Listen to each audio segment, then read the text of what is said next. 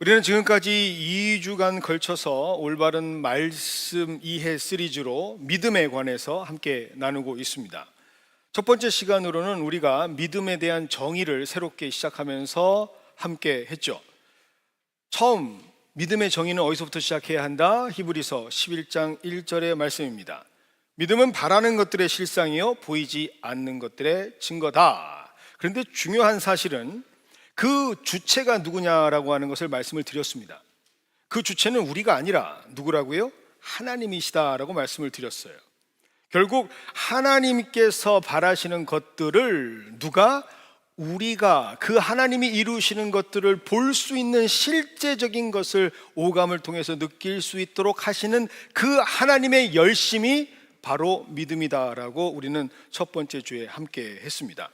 자, 두 번째 주입니다. 지난주입니다. 여러분, 두 번째 주 정도는 기억하고 계시죠? 서로 눈빛들이 흔들리고 있습니다. 지난주 믿음은 무엇이라고 했는가? 히브리서 11장 6절입니다. 믿음이 없이는 하나님을 기쁘시게 하지 못한다. 즉, 믿음이라는 것은 하나님을 기쁘시게 하는 것이다 라는 것을 함께 나누었습니다. 즉, 하나님께서는 이 믿음이 있어야만 기뻐하실 수 있다라는 말씀을 하세요. 그런데 중요한 것은 우리가 전혀 믿음 없는 모습을 알고 계신다라는 사실이죠.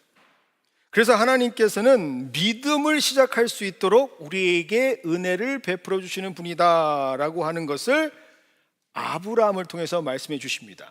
그 아브라함의 사건이 바로 애굽 사건이었죠. 여러분, 분명히 잘못은 누가 했죠? 아브라함이 잘못했습니다. 그런데 그 죄값은 누가 받죠? 바로가 받아요. 이 이상한 일, 전혀 논리적이지도 않고 합리적이지도 않은 이 일을 우리는 성경에서 뭐라고 얘기하죠? 은혜라고 말합니다. 그리고 그 은혜를 통해서 하나님께서는 아브라함을 어떻게 하시죠? 변화시켜 가십니다. 그것이 바로 창세기 13장 4절이라고 말씀을 드렸어요. 그가 처음으로 제단을 쌓은 곳에서 여호와의 이름을 불렀다라고 말씀을 드렸습니다. 그런데 분명히 여호와의 제단을 쌓고 여호와의 이름을 불렀다라는 것이 창세기 12장에도 기록이 돼 있다라고 말씀을 드렸어요. 그런데 그때의 그 모습은 어떤 모습이었다? 종교적인 모습이었다.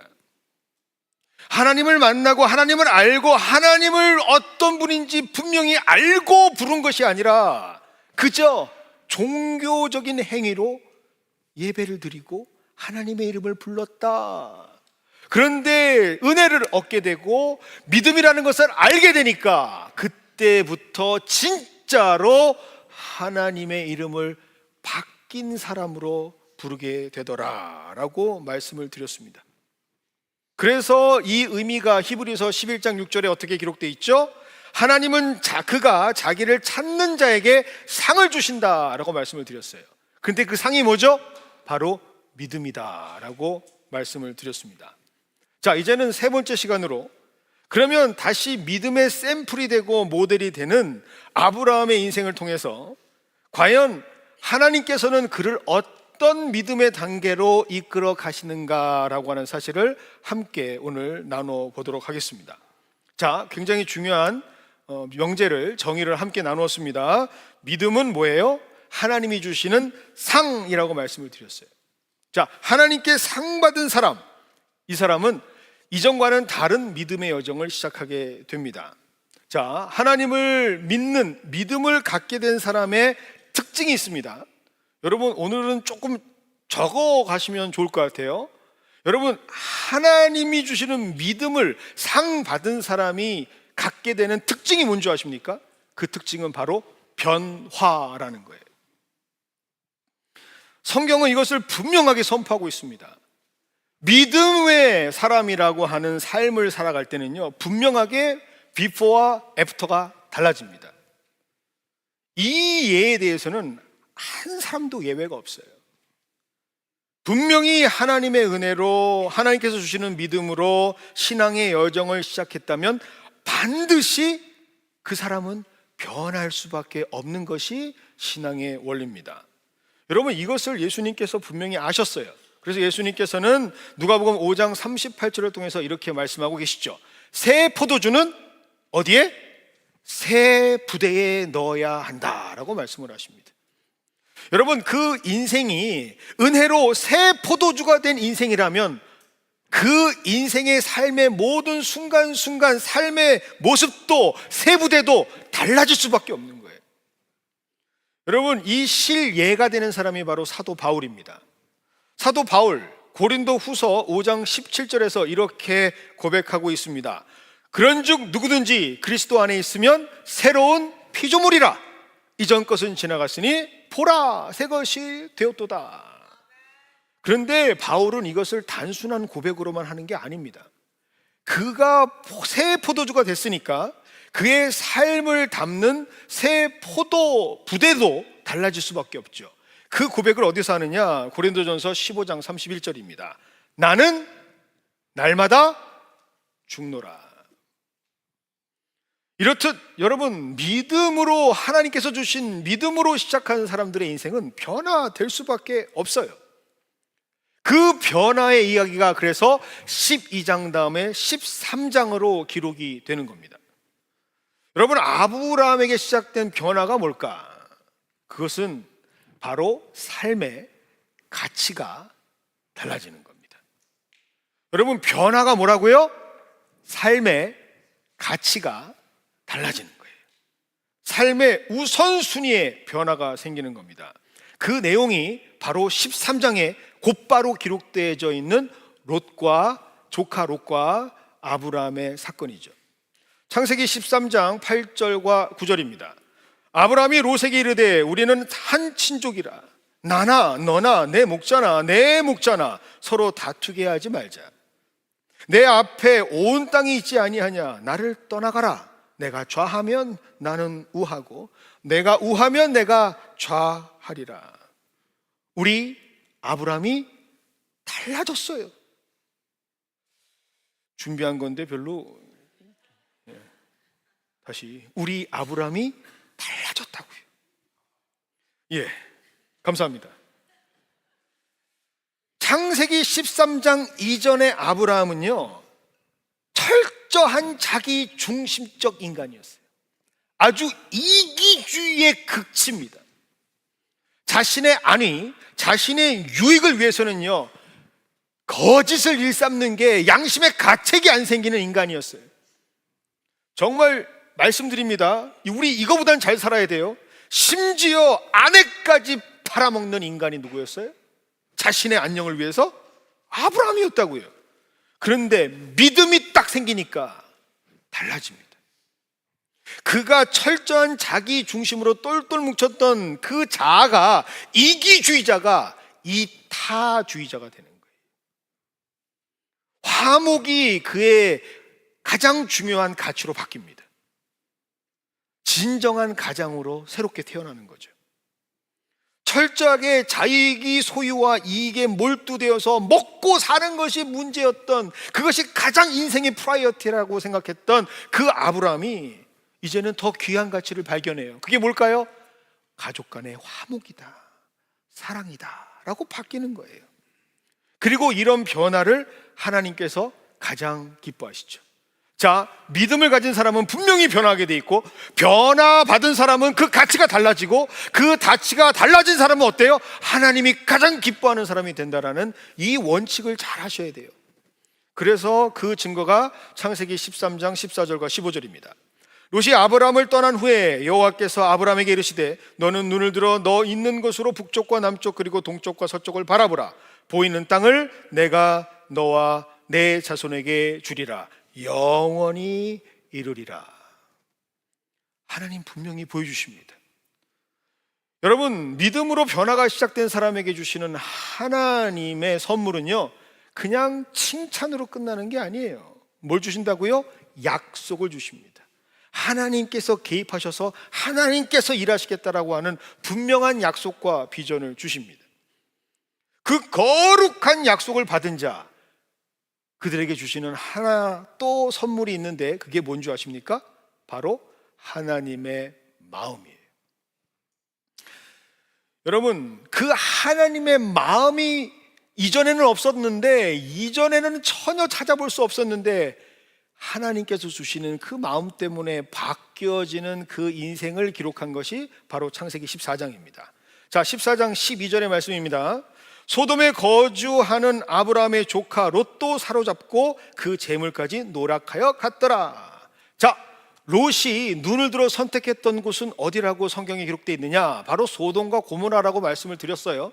그런데 그 땅을 설명하는 성경 구절을 보면 무엇이 있었다? 물이 넉넉했다라고 되어 있습니다. 아주 리소스들이 많았다는 얘기죠. 그런데 내가 보기 좋은 땅은 누가 보기도 좋아요? 남도 보기 좋아요. 여러분, 성경에 보면은요, 그 땅이 얼마나 좋았는지 에덴 동산 같았다라고 돼 있고, 그 당시 최고의 선진국이었던 드림랜드, 드림 컨트리, 지금은 어딜까요? 미국, 아메리카 드림, 이집피안 드림. 그래서 그 땅이 애국과 같았다라고 기록돼 있어요. 그런데 그렇게 좋은 땅이니까 어때요? 혼자만 좋아해요? 모두 다 좋아해요. 그러니 연합군을 만들어서 그 땅을 쟁취하고, 그래서 일순간에 모든 것 다 뺏기고 잡혀가고 있는 거예요. 그런데 그런 모습을 보는 아브라함의 반응이 어땠습니까? 자, 여러분, 이제 우리 솔직한 시간이 됐습니다. 여러분과 다툼이 있고 문제가 있고 갈등이 있는 사람이 잘못되면 여러분 어떤 마음이 들어요? 어떤 마음이 들어요? 주일이에요. 솔직해지세요. 내 그럴 줄 알았어. 오케이. 은혜도 모르고 얌체같이 굴더니 버르장머리 없는 자식.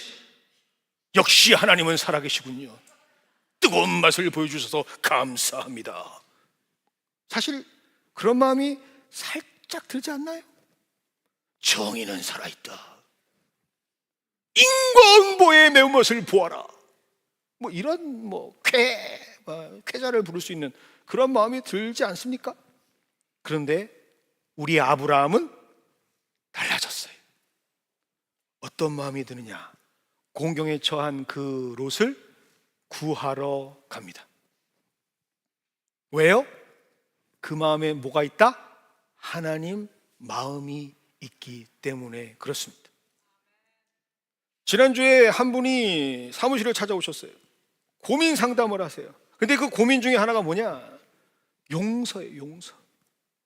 목사님, 정말 용서하고 싶어요. 목사님, 정말 그들을 품어 안고 싶어요.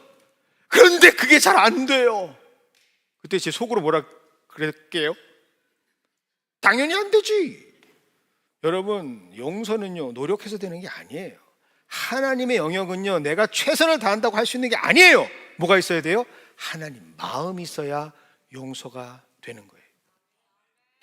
여러분, 하나님 마음을 얻었을 때, 그에게 하나님 마음이 생겼을 때 조카 롯을 보면서 아브라함이 어떤 마음을 가졌을까요? 여러분, 이건 하나님 마음 가진 사람들만 알아요. 여러분, 하나님 마음이 나에게 딱 들어오면요, 제일 먼저 누가 보이는 줄 아세요? 내가 보여요. 내가. 자신이 하나님 등지고 애굽으로 내려갔잖아요. 그런데 그 내려갔던 애굽에 하나님께서 이 녀석이 하면서 저주하셨어요? 아니요. 잘못한 거 뻔히 아는데도 하나님이 그걸 다 끌어안으시는 거예요. 그리고 용서하시고 다시 예배자로 세워주시잖아요. 이걸 아는 겁니다. 그 하나님의 마음을 가진 그는 기꺼이 일어나서 자신의 안전보다 그들의 아픔을 우선시하게 되는 거예요. 그것이 바로 창세기 14장 14절로부터 16절까지의 말씀이죠. 아브라함이 그의 조카가 사로잡혔음을 듣고 집에서 길리고 훈련된 자 318명을 거느리고 단까지 쫓아가서 그와 그의 가신들이 나뉘어 밤에 그들을 쳐부수고 다메섹 왼편 호박까지 쫓아가 모든 빼앗겼던 재물과 자기의 조카 롯과 그의 재물과 또 부녀와 친척을 다 찾아왔더라. 여러분, 이것이 바로 하나님의 사람이 성장되어지는 과정입니다. 여러분, 이 패턴을 정말 잘 하셔야 돼요. 자, 하나님께서 주시는 믿음은 사람을 어떻게 한다고요? 변화시켜요. 변화된 사람은 가치가 달라져요. 우선순위가 달라져요. 그리고 뭐가 생긴다고요? 하나님 마음이 생겨요. 그리고 하나님 마음이 생기면 어떻게 될까요? 하나님은 가만히 두지 아니하시고 축복해 주시기 시작합니다. 그게 창세기 14장 17절부터 19절까지의 말씀이죠. 아브라함이 그돌라오메와 그와 함께한 왕들을 쳐부수고 돌아올 때 소돔이 샤웨의 골짜기 곧 왕의 골짜기로 나와 그를 영접하였고, 자 18절은 별표하세요. 살렘 왕 멜기세덱이 떡과 포도주를 가지고 나왔으니 그는 지극히 높으신 하나님의 제사장이었더라. 19절, 그가 아브라함에게 축복하여 이르되 천지주지이시오 지극히 높으신 하나님이여 아브라함에게 복을 주시옵소서. 여러분, 여기 멜기세덱, 이 사람을 신약에서는 뭐라고 얘기하느냐? 예수님이었다라고 말해요. 그렇게 하나님의 마음을 가지고 인생이 변화되어지는 과정에 있을 때 하나님은 그냥 칭찬만 하지 않으세요. 어떻게 하신다고요? 무조건 복을 주신다고요. 그게 복받는 비결이에요. 그게 믿음의 법칙입니다. 그런데 말입니다, 요 패턴을 잘 알 때 여러분 조심하셔야 돼요. 여러분, 인생을 살아가면서 딱 자빠지는데 언제 자빠져요? 네? 자빠져 분들은 말씀해 보세요. 언제 자빠져요? 처음에 조심조심 할 때 자빠집니까? 안 그래요. 제가 지난주 금요일 날 심야 때 말씀드렸죠? 눈이 그렇게 펑펑 올 때 저 안 자빠졌어요. 근데 슬쩍 녹아서 속도를 내다가 회딱 자빠져서 죽을 뻔했잖아요. 잘 나갈 때 사람 실수해요. 뭔가 편안할 때 실수합니다. 인간은요, 성장하고 하나님께서 축복해 주시는 가운데서도 끊임없이 흔들릴 수 있는 존재가 인간이에요. 완벽한 존재가 아니에요. 우리는 늘 부족한 존재예요. 정말 여러분, 완벽하게 빈틈을 꽉꽉 믿음으로 채우지 않는 한 언젠가 우리에게는 의심이 시작되고요, 불안이 싹트게 된다라는 사실입니다. 눈빛을 보니까 못 믿겠다라는 눈빛인데, 여러분, 행복할 때 우리가 어떤 마음 가져요? 이렇게 행복해도 되나? 그런 마음 가져요, 안 가져요? 너무 잘 될 때 이렇게 잘 돼도 되나? 그게 우리의 본성이에요. 우리는 누리질 못해요. 그게 우리의 모습이라고요. 이것을 여실히 보여주는 사건이 창세기 15장과 16장입니다. 창세기 15장 1절입니다. 이후에 여호와의 말씀이 환상 중에 아브라함에게 임하여 이르시되 아브라함아 두려워하지 말라. 여기서 잠깐, 갑자기 하나님께서 두려워하지 말라, 성경에 몇 번 나온다고요? 365번 나와요. 매일매일 두려워하지 말라. 그런데 그 뜻은 뭘까요? 두려워하고 있다라는 뜻입니다. 15장 1절을 가지고 축복이라고 얘기하는 사람들이 있어요. 그렇게 설교하시는 분들도 있어요. 그런 측면이 있을 수 있습니다. 하지만 더 중요한 건 뭐예요? 웨이크업 콜이에요. 왜 두려워하고 있느냐? 왜 의심하고 있느냐라고 하는 말이죠. 하나님께서 분명히 예수 그리스도 멜기세덱까지 보내셔서 축복하시고, 그 제사장 축복을 받아서 그와 함께 영화롭게 하나님께 경배드리고 제사까지 드렸던 이 아브라함, 그런데 그 속사람은 실제 원래 숨길 수 없었던 그 마음은 어떤 마음이 있었다고요? 두려워하고 있었단 말이에요. 혹시라도 그 연합군이 다시 쳐들어와서 나를 죽이면 어떡하지? 쫓아와서 나를 공격하면 이 상태를 내가 어떻게 견디지? 늘 불안해하고 전전긍긍해하던 그 모습이 바로 아브라함의 실존이었다라는 사실이죠. 그런데 이런 모습도 하나님께서는 누구보다 잘 아십니다. 그래서 찾아와 주시는 거예요. 그래서 뭐라고 말씀하시죠? 두려워하지 마라. 내가 너와 함께 하겠다. 재차 강조하시고 재차 확인하시고 뭐라고까지 말씀하세요? 내 방패요, 지극히 큰 상급이 바로 나야, 나! 이 세상 어떤 것보다 내가 너의 상급이 되어줄게 라고 말씀하시죠. 그리고 눈높이를 딱 낮추셔가지고 그 당시 때 서로 간에 약속을 맺었던 방법으로 그 약속을 재차 확증해 주시는 사건이 바로 창세기 15장 사건입니다. 그리고 그 15장에서 하나님께서 너무나도 유명한 축복의 말씀을 그에게 선포하시죠. 그때 바로 씨, 이삭에 대한 축복을 말씀하시는 거예요. 15장 4절과 5절입니다. 여호와의 말씀이 그에게 임하여 이르시되 그 사람이 내 상속자가 아니라 내 몸에서 날짜가 내 상속자가 되리라 하시고 그를 이끌고, 자, 별표하세요. 그를 이끌고 별을 보면서 나가서 말씀하시되 하늘을 우러러 무뼈를 셀 수 있나 봐라. 또 그에게 이르시되 내 자손이 이와 같이 되리라 라고 말씀을 하십니다. 그런데 이때요, 하나님께서 직접 하실 때는 믿음이 생겨요. 그 순간만큼은 진심으로 믿음이 생긴 것 같아요. 여러분, 우리도 그래요, 안 그래요? 오늘 대답 안 하시기로 작정을 하셨어요? 우리가 예배 드릴 때나 찬양할 때나 설교 드릴 때는 그런 믿음이 생겨요. 오, 그렇지. 그렇지. 할렐루야, 아멘. 지금 아브람도 하나님이 직접 끌어서 보여주니까 믿음이 생기는 거예요. 그때는 진심이었어요. 그러니까 이때 기독교의 가장 근본되는 중요 핵심 교리가 나와요. 그게 뭐죠? 이신층의, 믿음으로 의롭다함을 여김받는다. 그게 바로 창세기 15장 6절입니다. 아브라함이 여호와를 믿으니 여호와께서 이를 그의 의로 여기셨다라고 말이죠. 그렇게 정말 어느 정도 괜찮은 믿음의 사람, 그래서 하나님께서 의롭게 여겨주시는 사람처럼 보입니다. 그런데 그때 결정적인 실수를 하는 거예요. 여러분 믿음의 단계를 한번 잘 점검해 보시면서 들으세요. 여러분 지금 최고의 믿음의 자리에 있다면 여러분 그때 조심하셔야 돼요. 분명히 여호와를 믿었다라고 기록되어 있는데, 그래서 여호와께서 그의 믿음을 가지고 의롭다고 여겨주셨는데 여전히 100% 사람은 하나님을 신뢰하지 못하는 존재입니다. 왜요? 현실을 뛰어넘지를 못해요.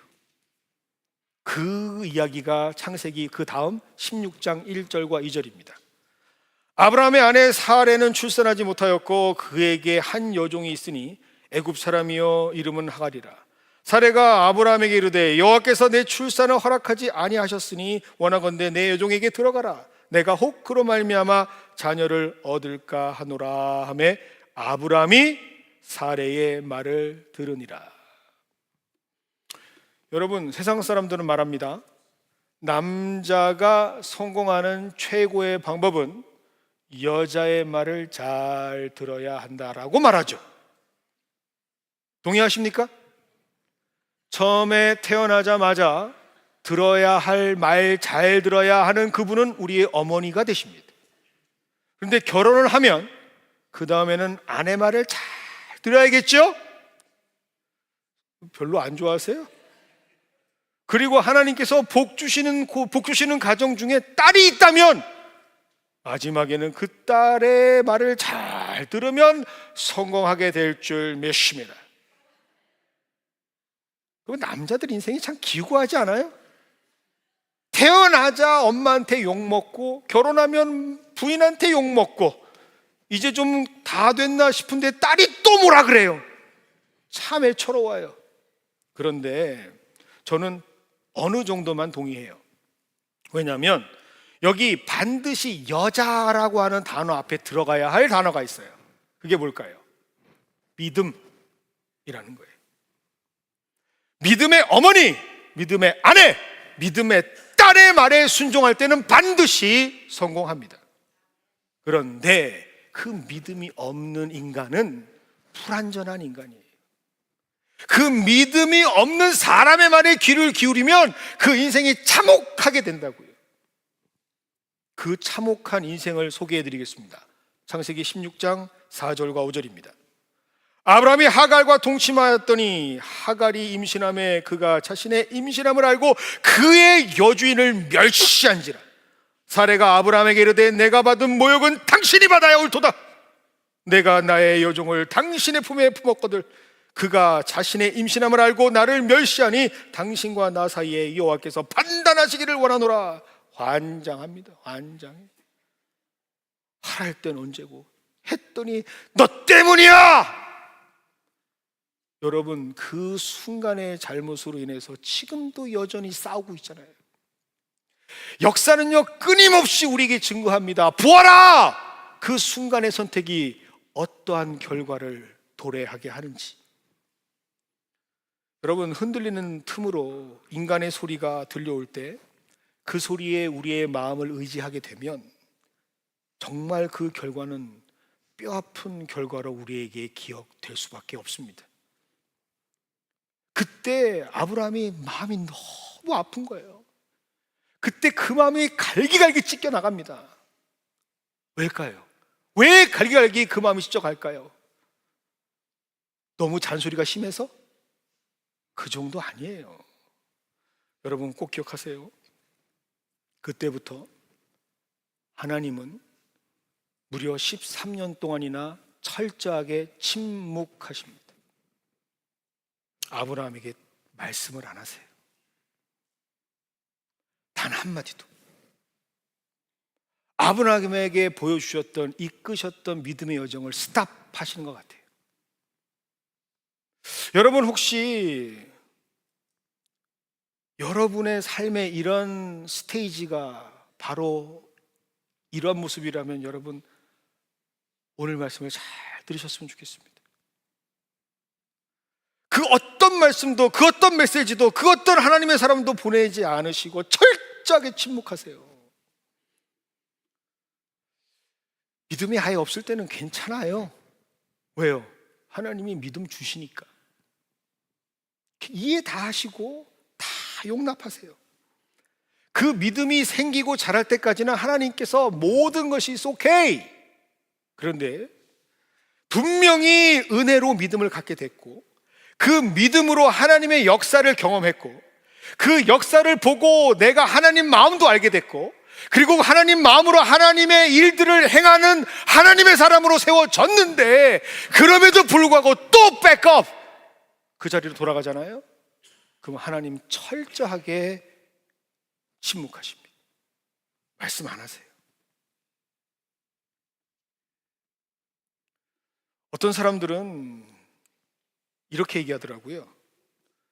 아니 그렇게 철저하게 외면을 해야 각인이 되고 자각을 하게 된다. 인간은 그렇게 하나님께서 말을 안 하는 침묵 속에서 힘들게 해야 그때서야 비로소 깨닫고 하나님께 돌아온다 라고 설교하시는 분들이 있더라고요. 존중합니다. 그러나 옳진 않습니다. 왜냐하면 인간은 스스로 깨달을 수 있는 존재가 아니에요. 절대로 인간은 스스로 회개할 수 있는 존재가 아닙니다. 여러분 제가 다큐멘터리를 봤는데 도박이라는 다큐멘터리를 봤어요. 근데 거기 한 사람이 등장하는데 오른손 왼손에 두 손가락이 없어요. 왜일까요? 스스로 잘랐어요. 스스로. 여러분 늘 성경 보시니까 몰라요? 도박하려면 어떻게 해야 돼요?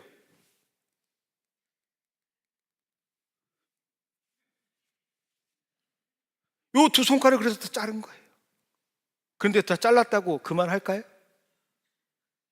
나머지 세 손가락으로 합니다. 어떤 분은요 팔을 잘라요. 팔을. 내가 다 싫어 안 한다고 스스로 자른 거예요. 스스로. 근데 나머지 한 손으로 도박해요. 여러분 그게 인간이에요. 여러분 누가복음을 여러분 하나님을 모르시고 보시는 분들 보면 돌아오라 돌아오라 그래서 무슨 탕자가 아버지께로 돌아갔더니 그가 회복됐다. 잘 보셔요 성경을. 거기 탕자가 돌아간 이유는 딱 하나밖에 없어요. Better life. 저 이방 땅에서 주엄나무 열매를 먹다가 보니까 우리 아버지의 하인들은 이거보다는 더 좋은 걸 먹던데 그래서 더 좋은 대우를 받으려고 아버지한테 간 거예요. 무슨 회개를 하러 가요? 아무것도 몰라요. 언제 알아요? 아버지가 그를 끌어안아 줄 때 그때서야 드디어 아는 거예요. 우리가 어떻게 하나님을 찾습니까? 우리 스스로 어떻게 하나님을 찾아요? 하나님이 찾아오셔야 우리가 하나님을 찾을 수 있는 거예요. 여러분, 그래서 16장에 한 번도 등장하지 않았던, 아브라함에게 나타나지 않았던 하나님께서 침묵을 깨시고 17장에 등장하시는 겁니다. 다시 아브라함에게 회복할 수 있는 방법을 알려주시려고 등장하세요. 할례 언약으로 등장하세요. 그런데 그렇게 13년 만에 아브라함을 용서하시고 그의 약속을 회복하시는 장면에서 아브라함이 지금 어떻게 하고 있는지 한번 보실까요? 창세기 17장 17절입니다. 아브라함이 엎드려 웃으며 마음속으로 이르되 100세 된 사람이 어찌 자식을 낳을까? 90세니 어찌 출산하리요? 히죽히죽 웃고 있어요. 13년의 침묵을 깨시고 그 약속을 다시 회복시키시려고 하나님께서 찾아오셨는데 거기다 대고 비웃고 있어요. 이게 믿음 있는 사람입니까? 가졌던 믿음도 다 까먹어요. 그런데 하나님은 그럼에도 불구하고 18장에 또 한 번 나타나세요. 이번에는 세 사람을 통해서 삼위일체 하나님을 의미하면서 다가갑니다. 다시 한번 약속, 너는 어떤지 모르겠지만 내가 너에게 한 약속은 내가 분명히 지킨다라고 보여주시기 위해서 나타나세요. 그게 이번에는 그 아내 되는 사라한테 나타나십니다. 18장 12절입니다. 사라가 속으로 웃고 이르되 내가 노쇠하였고 내 주인이 늙었으니 내게 무슨 즐거움이 있으리요? 이게 믿음을 가졌던 사람들의 진짜 실력입니다. 침묵하면 깨닫겠지? 깨달을 수 있는 존재들이 아니에요. 침묵하면 저들이 드디어 자각해요. 마름을 열 거야. never ever입니다. 그러면 왜 하나님께서는 침묵하셨을까? 여러분, 침묵하시는 이유는요, 마음을 알아달라라고 침묵하시는 거예요. 내가 아프다. 내가 괴로워. 내가 지금 너의 그 모습을 보면 슬퍼져. 너무 안타까워. 그걸 알려주시려고, 그걸 깨닫기를 원하시는 소망을 가지고 침묵하신 거예요. 그런데 침묵할 때 얼마나 아프셨겠어요. 그렇게 참아야지 하다가 스스로 그 침묵을 깨시고 또 찾아오십니다. 내가 아픈 것보다 그가 죽어가는 게 더 힘드니까, 내가 힘든 것보다 그가 떨어져 나가는 그 모습이 너무나 안타까우니까 그래서 찾아오시는 거예요. 나는 너를 포기 못한다. 나는 너를 사랑할 수밖에 없다. 여러분, 부부싸움 하시면 보통 커플들이 어떤 반응들을 보이나요? 안 해보셨어요? 오늘은 꼭 부부싸움을 해보시기를 추천드립니다. 꼭 하세요. 그럼 어떤 반응이 오는가? 여러분, 부부싸움을 꽝 하잖아요? 그러면 제일 먼저 많은 커플들은요, 입부터 닫습니다. 그리고 속으로 말하죠. 꼴배기도 싫다. 똑같은 침대, 똑같은 삶의 공간, 똑같이 공유했던 그 자리가 너무 힘든 거예요. 아예 입 딱 닫아버리잖아요. 그런데 그 침묵을 깨는 사람이 누굴까요? 그 침묵을 깨는 사람이 누구예요? 그러면서 미안해 라고 하는 사람이 누굴까요? 더 사랑하는 사람이 침묵을 깹니다. 잘잘못을 따져보면 똑같아요. 개찐 도찐이에요. 나중에는 뭐 때문에 싸웠는지까지 까먹어요. 그런데 내가 사랑하는 마음이 크면 잘했던 잘못했던 상관이 없어요. 이 상황이 불편해. 마음이 너무 힘들어. 그러니 내가 미안해 라고 말하는 거예요. 그런데 거기다 대고 뭐가 미안한데? 이거 힘들어요. 여러분, 우리 특별히 권사님들, 우리 집사님들, 그냥 미안하다 그러면 대충 넘어갑시다. 뭐가 미안한데? 말해봐, 뭐가 미안한데? 그거 하나님 사랑 아니에요. 여러분, 그런 집 답이 없어요. 그런데 그걸 깨달으면 어떻게 돼요? 그 마음을 알면 참 이 사람 괜찮구나 라는 거 느끼죠. 여러분, 그게 오늘 말씀의 핵심이에요. 사라도 아브라함도 뭘 느꼈어요? 하나님이 참 미쁘시구나 라는 걸 느껴요. 그래서 오늘 본문 히브리서 11장이 기록되어 있는 겁니다. 11절 이렇게 기록되어 있습니다. 믿음으로 사라 자신도 나이가 많아 단산하였으나 잉태할 수 있는 힘을 얻었으니, 본인의 믿음이에요? 본인의 열정이에요? 본인의 열심이에요? 아니에요. 그런 믿음이 아니에요. 그럼에도 불구하고 침묵을 깨시고 나에게 찾아오시는 사랑의 하나님을 보고 뭐라고 고백합니까? 약속하신 이가 미쁘신 것을 깨달았다. 그러니 그 미쁘심을 깨달은 자가 믿음이 생겨나게 되는 거죠. 여러분, 하나님께서 우리를 향하신 열심, 그래서 그 열심으로 일해 주시는 거예요. 그것을 얻게 되는 것, 그것이 바로 믿음입니다. 그 믿음이 있을 때 우리는 불가능을 가능케 하시는 하나님을 만나게 되는 거죠. 어떻게 해서든지 택하시고 부르신 자들을 향해서 그 약속을 지키기 원하시는 하나님을 깨닫게 되는 거예요. 그래서 그런 사람들이 부르는 찬양이 바로 오늘 우리 성가대가 부른 찬양이에요. 언제나 주는 날 사랑하사 언제나 새 생명 주시나니 영광의 그날에 이르도록 언제나 주만 바라봅니다.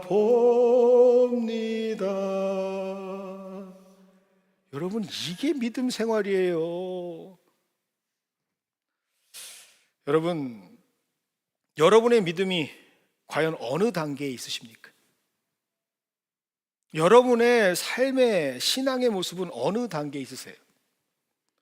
만약 믿음이 없으시다면 괜찮습니다. 왜요? 곧 하나님께서 믿음 주실 줄 믿습니다. 그리고 믿음이 이제 막 시작되어서 변화가 시작되는 단계라면, 하나님의 마음을 알게 되는 단계라면 여러분 기뻐하세요. 누리세요. 감사하세요. 그런데 동시에 꼭 주의하시기 바랍니다. 왜요? 우는 사자들처럼 악한 영들이 여러분들을 낭망시키려 합니다. 틈을 보여주지 마세요. 그리고 여러분의 귀를 맡기지 마세요. 믿음 없는 자들 구별하셔야 돼요. 여러분의 자리를 분명하게 지키세요. 그렇지 않으면 여러분 낭망하고 실패할 수 있습니다. 자, 그리고 혹시라도 여러분이 침묵하시는 하나님과 만나는 단계라면 여러분 제발 오늘 이 말씀을 듣고 돌아가세요. 하나님께 회개하시고 하나님께 용서를 구하시고 여러분이 손을 하나님께 내미세요. 붙잡아 주시옵소서. 그리고 너무나 지쳐서, 너무나 어려워서, 너무나 무지해서 그것조차 하지 못하고 있는 단계라면 그래도 괜찮아요. 왜요? 이제 곧 하나님께서 찾아오시게 될 줄 믿습니다. 그리고 여러분에게 미쁘신 하나님을 경험할 수 있고 깨달을 수 있는 하나님의 자리에 여러분들을 세우실 줄 믿습니다. 그래서 우리는 어떠한 단계에 있더라도 축복이고, 어떠한 단계에 있더라도 하나님께서 함께 하시는 위대한 하나님의 자녀들이 될 수 있습니다. 이 마음을 분명하게 붙잡으시고 오늘 함께 찬양하도록 하겠습니다.